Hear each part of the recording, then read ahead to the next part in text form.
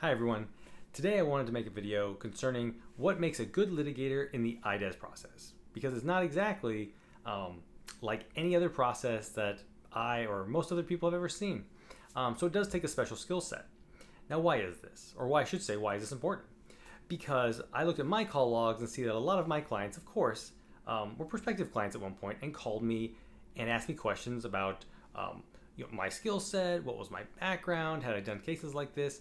And of course, every answer to all these questions is going to be a little different based on that potential client's background and the circumstances that they have going forward.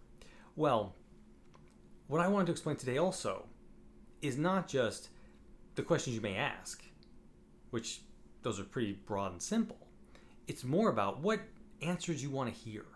Now, when it comes to the specific area of law, meaning within the IDES, that's going to be personal to you and your case. However, there should be a broad outline of how this person thinks, how they address each case, the methodology they use.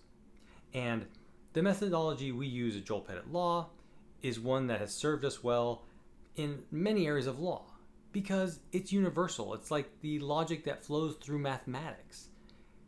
It's ultimately there and it builds upon itself so that it can be used in other more complex applications. So really, what adjudicators want? They want three things. Three and only three. They want, what do you want? Why do you think you deserve it? And how do we give it to you? You give them those three things and it's an easy day for you.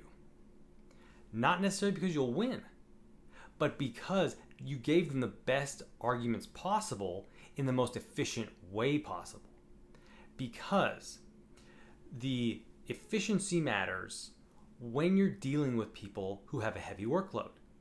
Now, what do all these adjudicators, all these PEBs have? An extremely heavy workload. It is massive how big some services backlogs are. So, these adjudicators, who are very smart people and do not have time to waste, they don't want to hear conjecture, speculation, anything that's basically a waste of their time when you have been docketed for a hearing for weeks or months. You've been working with either a govy attorney or a private attorney. They know this. Why are you wasting their time giving them anything but what do you want? Why do you deserve it? And how do we give it to you? That's the goal. Because ultimately, I want them, when they hear those things, to say, duh, why wouldn't we decide in their favor?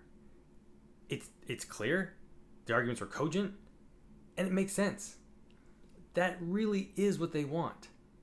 Now, I'm not saying they want to just use the PEB as an assembly line and just move through cases. They don't want that. They want to feel good that they're making the right decision. I have never talked to an adjudicator who says, screw the service member, let's just get these things done and move on. No, they care a lot. And when you make it easy for them to feel good about their decisions and they're doing the right thing for the service member, that is a phenomenal job. And that's what you should be looking for when you talk to any attorney, when you interview a govy or a civilian attorney. There's good govies and there's bad govies. There's good private attorneys, there's bad private attorneys, and it's up to the client to sift through them. And that's a tall order. But here at Joel Pettit Law, we use this underlying methodology because we know that from our vast experience with these adjudicators that they care a lot and they're very low on time. And that is an unfortunate scenario, but it is the reality. So we must deal with that reality and serve our clients the best we can. And that methodology is, again, what do you want? Why do you deserve it? And how do we give it to you? And the adjudicators like efficiency and they like feeling good about their decisions. So if you have a potential case, please go to our website, joelpettitlaw.com, give us a call, send us an email. Thanks for watching.